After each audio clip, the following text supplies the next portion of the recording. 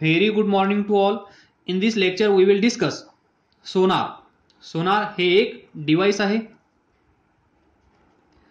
ज्याचा यूज आपण कशासाठी करतो हे या लेक्चरमध्ये आपण डिस्कस करणार आहोत.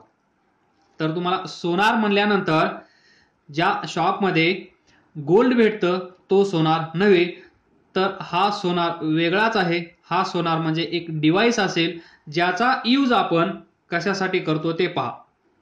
फर्स्ट, व्हॉट इज सोनार? सोनार म्हणजे sound, navigation, sound, navigation and ranging. Ranging म्हणजे डिस्टन्स फाइंड करणे. व्हॉट इज रेंजिंग म्हणजे डिस्टन्स फाइंड करणे. तर या सोनारचा यूज आपण कशासाठी करतो? तर पहिला यूज असेल डेप्थ ऑफ सी. हा अरेबियन सी, याची depth x is equal to question mark. हा अरेबियन सी किती खोल आहे, याची डेप्थ किती आहे हे माहित करून घेण्यासाठी किंवा फाइंड करण्यासाठी आपण या सोनारचा यूज करू शकतो. Then to locate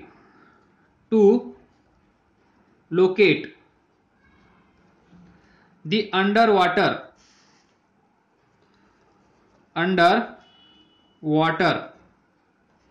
objects, bodies, any object, any bodies माहित करून घेण्यासाठी. म्हणजे इथे काहीतरी असेल, याचं इथून किती डिस्टन्स आहे हे माहित करून घेण्यासाठी आपण सोनारचा यूज करू शकतो. That is to locate the under water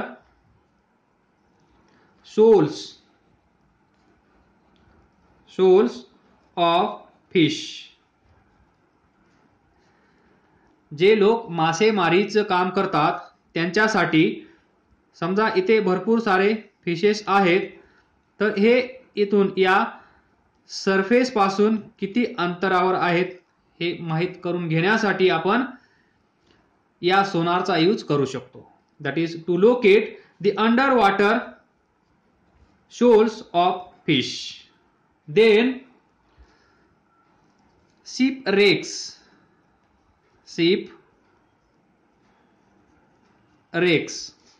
त्यानंतर एनिमी सबमरीन्स.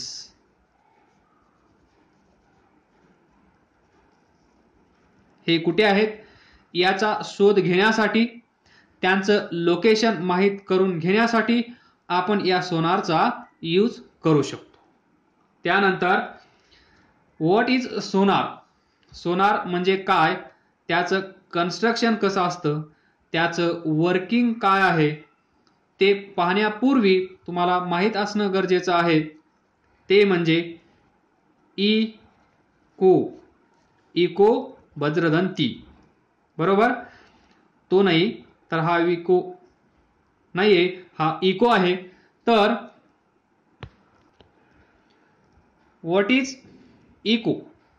तर समजा हा एक सरफेस असेल, या सरफेसला आपण म्हणू शकतो रिफ्लेक्टिंग सरफेस. कसला? Reflecting surface. इथे असेल sound source.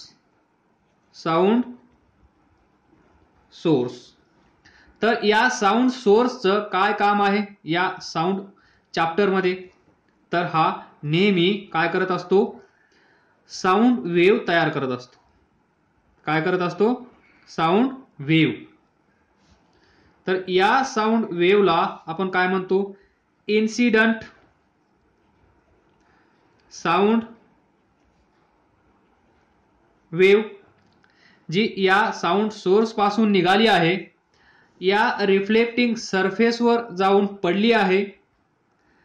That is incident on this reflecting surface त्यानंतर काय होतं हे आपल्याला माहित आहे. आफ्टर रिफ्लेक्शन किंवा बिफोर रिफ्लेक्शन ही जी साऊंड वेव्ह आहे, काही साऊंड या सरफेसच्या आतमध्ये ॲब्सॉर्ब केला जाईल जर हा सरफेस सॉफ्ट असेल किंवा पोरस मटेरियलचा असेल तर, आणि तसा सरफेस नसेल तर ही साऊंड वेव्ह काय होईल, रिफ्लेक्ट होईल आणि ती अशा या मार्गाने परत इकडे येईल.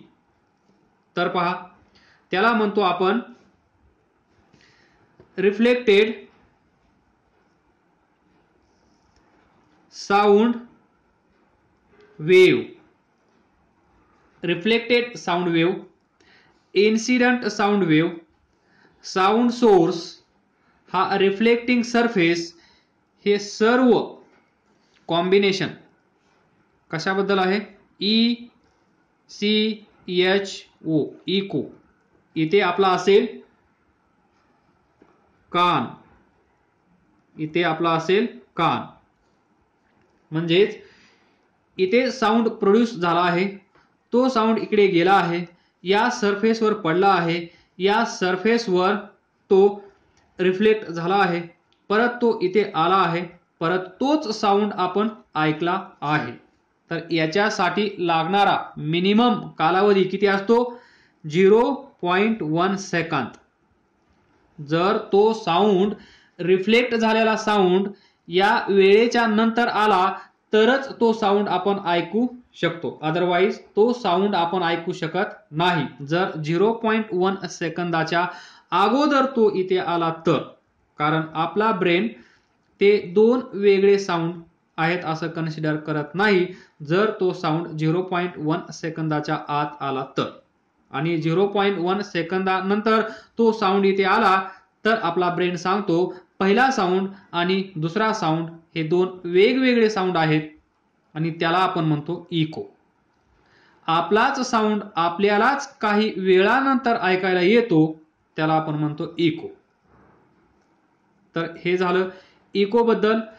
तर याच्यामध्ये आपण कन्सिडर केलं होतं, हा जो साऊंड इथे प्रोड्यूस झाला आहे तो इथून इथे येण्यासाठी वन वे जर्नी, इथून इथे येण्यासाठी T1 टाइम लागत असेल, इथून इथपर्यंत डिस्टन्स x1 असेल, त्यानंतर या रिफ्लेक्टिंग सरफेस पासून इथपर्यंत डिस्टन्स रिटर्न जर्नी x2 असेल, तर इथून इथे येण्यासाठी वेळ T2 लागला असेल. तर या केसमध्ये आपण डिस्कस केलं x1 is equal to x2 always, बरोबर. T1 is equal to T2 always, बरोबर.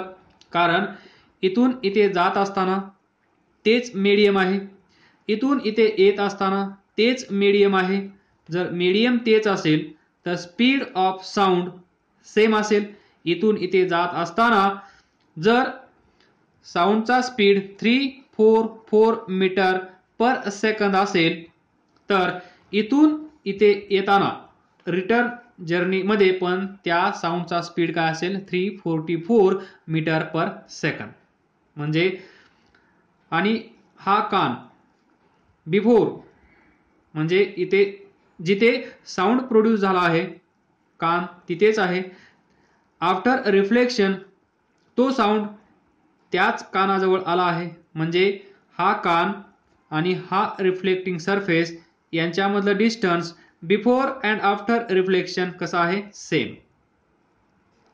त्यामुळे x1 is equal to x2 याच कन्सेप्टचा वापर आपण कुठे करतो, सोनार मध्ये. आणि last but not list, by using this formula, speed is equal to distance traveled divided by time taken. तर पहा, तुम्हाला स्पीड माहीत असेल सी 344 मीटर पर सेकंद या मीडियममध्ये, त्यानंतर इथे तुमच्याकडे वॉच असेल, ज्या वेळेस तुम्ही साऊंड प्रोड्यूस केला आहे त्याच वेळेस तुम्ही हे ऑन करणार, त्यानंतर हा साऊंड इथून इथे जाईल, इथे स्ट्राईक करेल, मारामारी करेल आणि या सरफेस पासून हा साऊंड परत येईल. तर आपण काय करणार, इथून साऊंड गेल्यापासून हा साऊंड इथे रिफ्लेक्ट झाल्यानंतर परत येईपर्यंत किती वेळ लागला तो काउंट करणार. That is T is equal to T1 plus T2. इथून इथे जाण्यासाठी प्लस इथून इथे येण्यासाठी लागणारा वेळ म्हणजे total time taken to hear echo. कारण इको आपल्याला किती वेळानंतर ऐकायला येणार आहे, ज्या वेळेस साऊंड प्रोड्यूस झाला आहे त्या वेळेनंतर हा साऊंड इथे जाईल, स्ट्राईक होईल, रिफ्लेक्ट होईल, परत इथे येईल, एवढा वेळ. म्हणजे आपल्याला टाइम माहीत असेल, तर टाइम टेकन आपल्याला माहीत असेल, तर आपण 1 2 3 अननोन्स, त्यापैकी हा नोन झाला, हा नोन झाला, हा अननोन राहिला. तर आपण ही व्हॅल्यू पुट करू शकतो, ही व्हॅल्यू पुट करू शकतो आणि distance travelled by this sound, distance travelled by this sound आपण फाइंड करू शकतो. आणि ते लक्ष द्या, डिस्टन्स ट्रॅव्हल्ड बाय साऊंड म्हणजेच डिस्टन्स बिटवीन, डिस्टन्स हे खूप महत्वाचं आहे, distance travelled by sound is equal to distance travelled by sound. किती असेल, जाताना x1, येताना x2, distance travelled by sound किती असेल 2x. आपल्याला माहित आहे x1 is equal to x2. तर आपण काय म्हणू शकतो, distance travelled by sound is 2x. जाताना x, येताना x, टोटल डिस्टन्स 2x. आलं लक्षात. हे कशाच्या बरोबर असेल, distance travelled by sound is equal to, तर पहा distance travelled by sound is equal to 2x, then from this we can calculate distance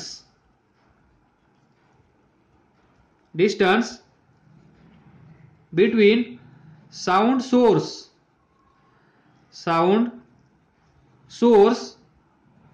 and reflecting surface. आलं का लक्षात. काय असेल, 2x divided by 2 is equal to x.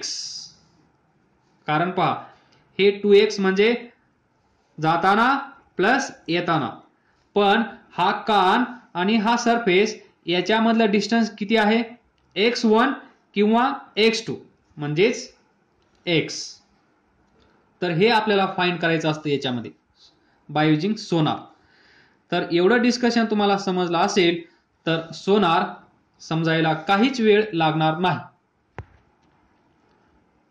तर पहा सोनार 5 मिनिटात आता संपून जाईल. मोस्टली डिस्कशन कव्हर केला आहे त्या कन्सेप्टमध्ये. तर पहा सोनार ही असेल आपली सीप, माहित आहे सर्वांना. तर हा असेल सरफेस ऑफ वॉटर, ही असेल डेप्थ टोटल त्या ओशीनची किंवा सी. तर पहा सोनार म्हणजे काय, थोडीशी डिझाईन करूया. सीप तेवढी चांगली आली नाही तर तुम्ही चांगली काढण्याचा प्रयत्न करा. मी जसा केला आहे तसा. महत्त्वाचं राहिलं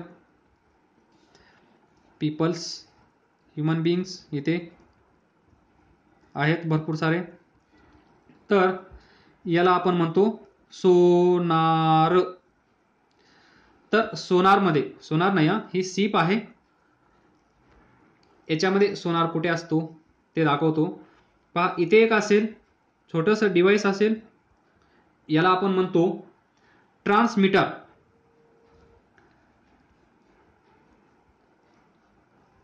इथे असेल receiver.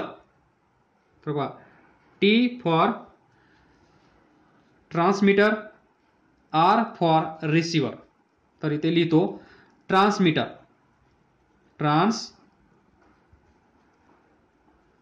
Metre, T number 2, R receiver. तर या वर्ड मधून तुम्हाला काहीतरी मेसेज भेटत असेल. ट्रान्समीटर म्हणजे काय, सर्व डिस्कशन आपलं झालं आहे. तर ट्रान्समीटरचं काम असेल फॉर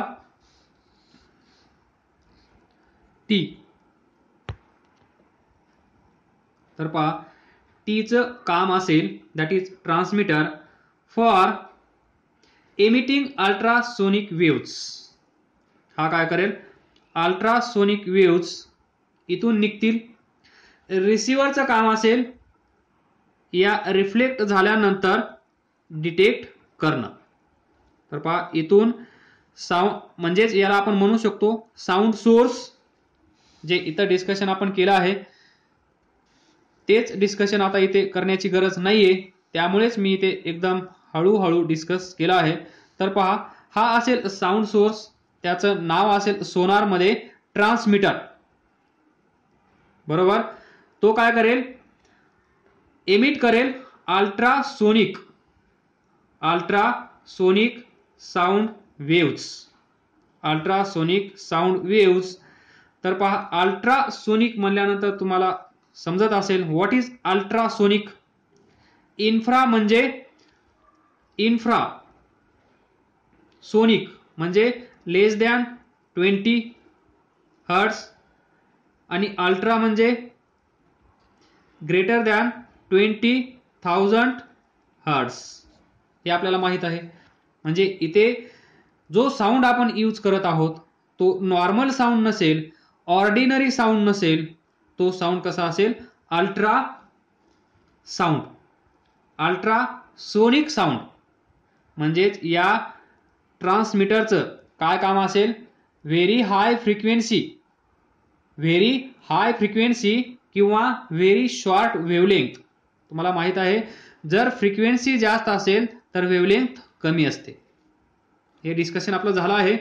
तर या ट्रान्समीटरचं काम पहा, for emitting ultra sonic sound waves. म्हणजेच अल्ट्रासाऊंड म्हणजेच व्हेरी हाय फ्रिक्वेन्सी म्हणजेच व्हेरी शॉर्ट वेवलेंथ. बरोबर, तर यानं याचं काम केलं आहे. याचं एवढंच काम आहे, इथून व्हेरी हाय फ्रिक्वेन्सी असणाऱ्या पल्स जनरेट करणं आणि त्या या वॉटरमध्ये पास करणं. आणि अल्ट्रासाऊंड आपल्याला माहित आहे मेटलमध्ये पेनिट्रेट होऊ शकतो, हे तर वॉटर आहे. मग वॉटरमध्ये तो पेनिट्रेट होऊ शकणार नाही, असं होणार नाही. जर मेटल ब्लॉकमध्ये याची साऊंड वेव्ह जाऊ शकत असेल तर वॉटरमध्ये का नाही जाणार. तर त्याच गोष्टीचा आपण फायदा घेऊन ही sound wave that is ultrasonic sound wave किंवा अल्ट्रासाऊंड इथे प्रोड्यूस करून ही वेव्ह आपण इकडे पाठवली आहे. थोडं वेव्ह सारखं काढतो म्हणजे तुम्हाला थोडं मस्त वाटेल. तर पहा हा असेल surface, bottom of sea, bottom of ocean. तर हा साऊंड इथून इथे येईल, इथे स्ट्राईक करेल, इथे मारामारी करेल, इथे स्ट्राईक होईल आणि स्ट्राईक झाल्यानंतर काय होईल, रिफ्लेक्शन. तुम्हाला माहित आहे रिफ्लेक्शन म्हणजे काय ते माहित आहे. रिफ्लेक्शन झाल्यानंतर ही साऊंड वेव्ह परत येईल. ही साऊंड वेव्ह परत आल्यानंतर हा रिसिव्हर काय करेल, तर आता पहा रिसिव्हर आर चं काम काय आहे, detecting ultra sonic sound waves. Ultrasonic waves किंवा साऊंड वेव्स, तुम्ही काही म्हणू शकता, अल्ट्रासोनिक वेव्स. तर पहा टीचं काम तुम्हाला कळलं आहे, to generate high frequency sound waves, that is ultrasonic sound waves किंवा अल्ट्रासोनिक साऊंड म्हणू शकता किंवा अल्ट्रासोनिक वेव्स म्हणू शकता. त्यानंतर आरचं काम काय आहे, रिसीव्ह करणं, हा देणार हा घेणार. आर म्हणजे रिसिव्हर. टू डिटेक्ट और डिटेक्टिंग अल्ट्रासोनिक साऊंड किंवा अल्ट्रासोनिक वेव्स किंवा अल्ट्रासोनिक साऊंड वेव्स. तर या रिसीव्ह करण्याचं किंवा डिटेक्ट करण्याचं, रिसीव्ह करून हा काय करणार आहे, म्हणजेच आपण त्याला म्हणू शकतो डिटेक्ट. इथून गेलेली साऊंड वेव्ह इथे परत आली हे सांगण्याचं काम हा इथे करत असेल. आणि यालाच आपण काय म्हणतो, या कंप्लीट प्रोसेसला आपण काय म्हणतो, पहा इथे जे घडलं आहे ते इथे घडलं आहे की नाही, म्हणजेच इथे या साऊंडला आपण काय नाव दिलं आहे, इको. तर इथे पण आपण काय लिसन केलं आहे या रिसिव्हरने, इको. म्हणजेच sonar works on the principle of echo. जे इकोसाठी म्हणजे जे इकोमध्ये घडत आहे तेच सर्व इथं घडलं आहे. तर त्यानंतर हा जो रिसिव्हर आहे, receiver part of Sonar, this produces electrical signals. हा काय करेल, इलेक्ट्रिकल सिग्नल तयार करेल या रिसिव्हर पार्टमध्ये. आणि त्यानंतर मग डिजिटलायझेशन असेल, सर्व काही व्यवस्थित असेल आणि तिथे मग आपल्याला दिसेल की टाइम किती लागला या वेव्हला इथून इथे येण्यासाठी. कारण ही जी साऊंड वेव्ह आहे या साऊंड वेव्हचा स्पीड तर आपल्याला माहित असेल, किती असेल, 1500 अप्रॉक्सिमेटली 1500 मीटर पर सेकंड. कारण आपल्याला माहित आहे speed of this sound in water किती असतो, 1500 मीटर पर सेकंड. त्यानंतर हा इको तयार झाला, म्हणजेच हा सोनार काय करत असेल, या सोनारचं काम काय असेल, हा जो सोनार डिव्हाइस आहे हा काय करत असेल, मग इथे फक्त हा एकच काम करत असेल, हा साऊंड इथून गेल्यानंतर तो परत केव्हा आला, हा साऊंड इथून गेल्यानंतर इथे स्ट्राईक झाल्यानंतर रिफ्लेक्शन झाल्यानंतर तो इथे केव्हा आला, म्हणजे टोटल टाइम हा T1 T2. तर हा काय करत असेल, T1 प्लस T2 आपल्याला सांगत असेल total time taken bye this sound wave. He sound wave इथून निघाली आहे, इथून निघाल्यापासून इथे स्ट्राईक झाल्यानंतर रिफ्लेक्शन झाल्यानंतर ती साऊंड वेव्ह इथे पोहोचेल. आणि या टोटल जर्नीला किती वेळ लागला असेल, दॅट इज टी. हा सोनार आपल्याला देईल हा time T.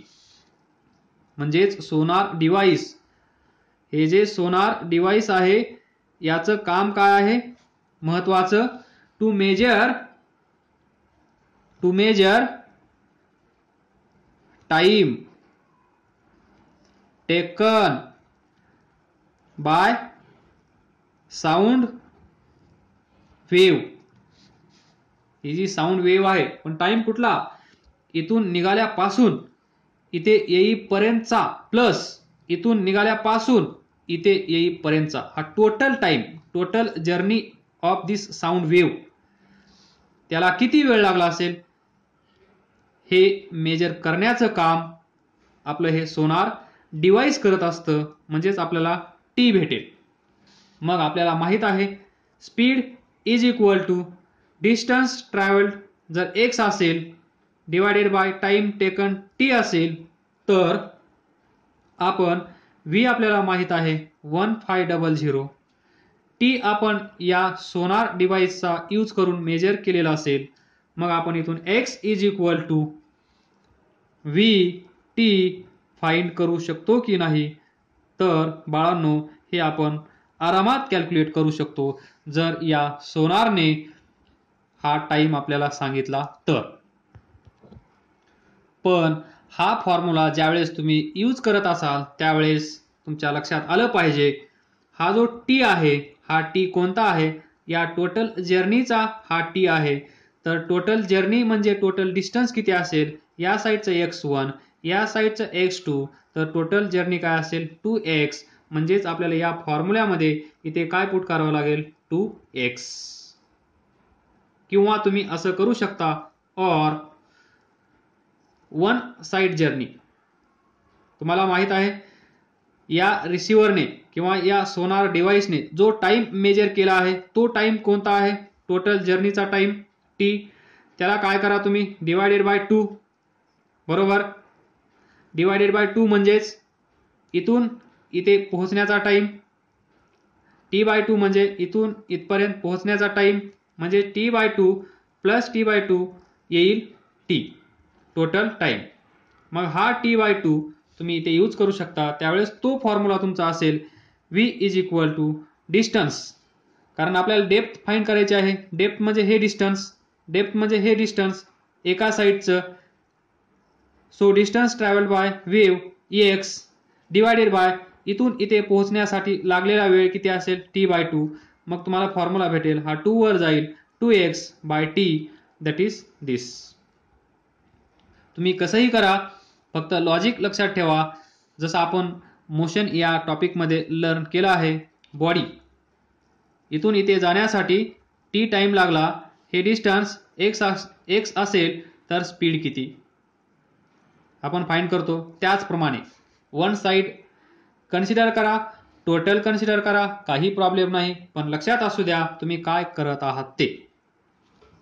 One side x1 या साईडचं x2, इथे जेवढा टाइम लागला असेल तेवढाच टाइम इकडे लागला असेल. मग हे डिस्टन्स तुम्हाला माहित असेल, इथला t/2 टाइम माहित असेल, x माहित नसेल, t/2 तुम्हाला माहित असेल, speed of sound in this medium माहित असेल. त्यानुसार तुम्ही x ची व्हॅल्यू फाइंड करू शकता. आणि अशा प्रकारे आपल्याला या अरेबियन सीची किंवा ओसीन किंवा सी याची ही डेप्थ किती आहे हे आपल्याला माहित होईल. That is x is equal to depth of ocean. Now we will solve one problem on same concept. पहा, सोनार डिव्हाइस अटॅच टू सीप. ही असेल आपली सीप. इथे आपण अटॅच केलं sonar device. Sends ultrasonic waves in the sea. समजा हा असेल bottom of sea. These waves are reflected from the bottom of the sea. तर पहा इथून अल्ट्रा सोनिक वेव्स निघाल्या, या सरफेसवर येऊन पडल्या, इथून रिफ्लेक्ट झाल्यानंतर परत पोहोचल्या. बरोबर, इथे असेल ट्रान्समीटर, इथे असेल रिसिव्हर. इथून ultrasonic waves, ultrasonic sound waves इथून निघतील, नंतर इकडे जाऊन पोहोचतील. हा असेल bottom of sea. These waves are reflected from the bottom of the sea. If the ultrasonic waves takes 4 seconds to travel from the ship. From the ship म्हणजे इथून साऊंड वेव्ह निघाली, इथे आली, त्यानंतर इथून निघाली, ती परत इथे आली. म्हणजे T1 हा T2 is equal to T1 plus T2 is equal to दिलेला आहे आपल्याला 4 सेकंद. टोटल जर्नी टाइम दिला आहे. प्रॉब्लेम वाचा. If the ultrasonic waves takes 4 seconds to travel from ship इथून टू बॉटम इथे of the sea and back to the ship परत इथे येण्यासाठी in the form of echo. तर हे इको असेल हे तुम्हाला माहित आहे. तोच साऊंड आपल्याला परत ऐकायला आला म्हणजे echo. What is the depth of the C.